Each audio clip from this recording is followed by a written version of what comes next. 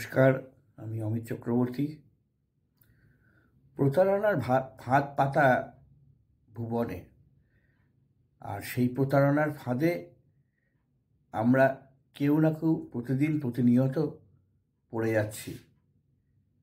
বিভিন্নভাবে সেই ফাঁদ পাতা হচ্ছে, কিন্তু আলটিমেট লক্ষ্য একটাই, কিভাবে টাকা ফাঁদ পেতে কামিয়ে নেওয়া যায়। কোনো ক্ষেত্রে অনলাইন চিটিং, কোনো ক্ষেত্রে অন্যভাবে প্রতারণা, আর সেটা যদি মহিলাদের দ্বারা হয় তাহলে শরীরকে টোপ করে প্রতারণা। এইরকমই একটা প্রতারণার ঘটনা মামলা হিসেবে হাইকোর্টে হয়েছে। সেখানে বিষয়টা এমন, এক মা এবং এক মেয়ে অভিযুক্ত। মায়ের বয়স বছর ৪৫, স্বামী পরিত্যক্তা, মেয়ের বয়স বছর ২০-২১। দুজনেই থাকেন দক্ষিণ শহরতলিতে। তাঁদের লক্ষ্য হচ্ছে ফেসবুকে মোটামুটি ৫০, ৫৫, ৬০ বছরের বয়সী কোনো পুরুষকে পরিচিত হওয়া, বন্ধুত্ব করা, বুঝে নেওয়া যে তিনি কী করেন, অর্থাৎ তার পয়সার জোর কতটা আছে। তারপর তার সঙ্গে বন্ধুত্ব করে তাকে তাদের নিজের বাড়িতে ডেকে আনা হয় এবং মা সেই লোকের সঙ্গে মিলিত হন। সেই সময় গোপনে ছবি তোলে মেয়ে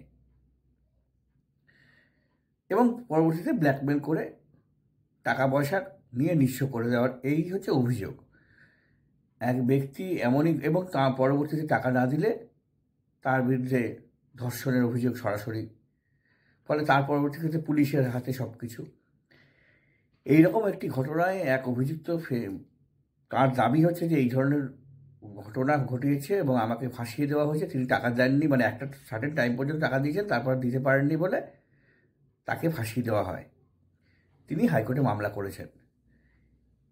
এরই মধ্যে এই যে অভিযোগটা তিনি করেছেন, সেই ঘটনাটা যখন এই ভদ্রলোকের সঙ্গে যে ঘটনা ঘটেছে, তিনিও গেছেন, তারও দোষ আছে, বা তিনি লোভে পড়ে গেছেন।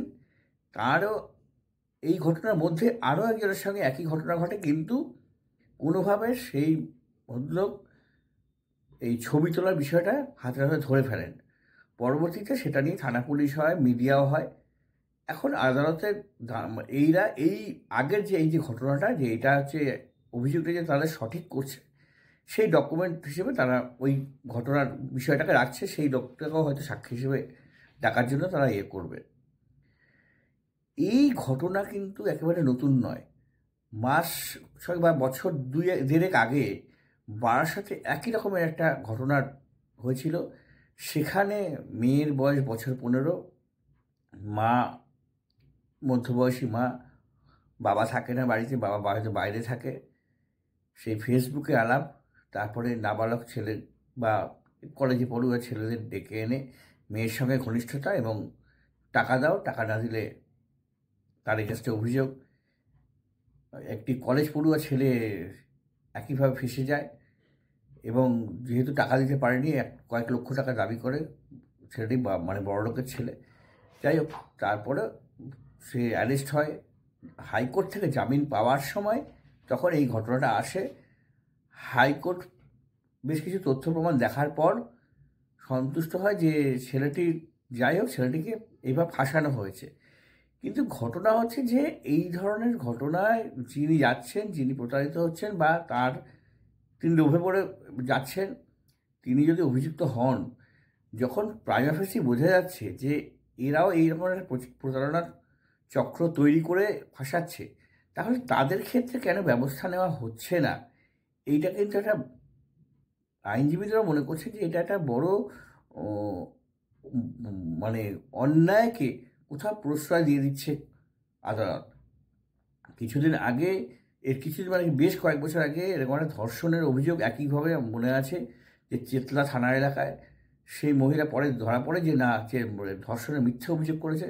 তার ক্ষেত্রে একমাত্র কোর্ট বলেছিল যে তদন্ত করে তার বিরুদ্ধে পদক্ষেপ করতে হবে, কেন এক্ষেত্রে আইনের সেই প্রভিশন আছে এবং কঠোর সাজানোর ব্যবস্থা আছে। এখন এই যে প্রতারণা, এই যে মেয়েকে কাজে লাগিয়ে, দুটি ক্ষেত্রেই মেয়ে এবং মা হচ্ছে এখানে প্রতারণার যে জালটা তৈরি করছে, এবং সেখানে এইভাবে টাকা পয়সা যাদের বুঝে নিয়ে টাকা পয়সা ঠকিয়ে নেওয়ার জন্য শরীরকে পণ্য করছে বা শরীরের দিয়ে জালটা তৈরি করছে। এক্ষেত্রেও আগামী দিনে যদি হাইকোর্টে যেভাবে মামলা হয়েছে, আগামী দিনে যদি কোর্ট বিষয়টাতে পদক্ষেপ করে, তাহলে হয়তো কেউ আগামী দিনে ভয় পাবে। না হলে এই প্রবণতা চলতে থাকবে এবং আবারও সেই মানে শরীরকে টোপ করে আবার মহিলারা এইভাবেই কিছু লোককে ঠকাবেন, কিছু লোকও সেই টানে যাবেন এবং ফাঁসবেন, এবং যদি টাকা দিতে না পারেন তাহলে জেলের ভাত খেতে হবে। এটাই যেন একটা ভবিতব্য হয়ে দাঁড়িয়েছে। মানে এই ঘটনাটা দেখা যাক আগামী দিনে হাইকোর্ট কী নির্দেশ দেয়। নমস্কার।